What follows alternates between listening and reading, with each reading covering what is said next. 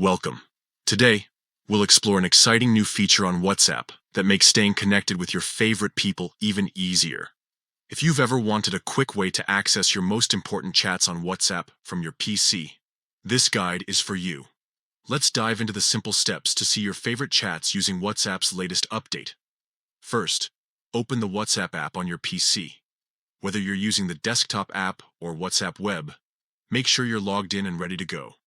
If you're not logged in yet, link your device by scanning the QR code with your phone. Once the app is open, look toward the top of the screen. Right above the search bar, you'll notice a new filter icon. This is where the magic happens.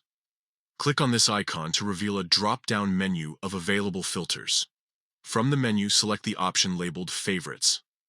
This filter will instantly organize your chats, showing only those contacts or groups that you've marked as favorites. It's a great way to keep your closest friends, family, or important work groups just a click away.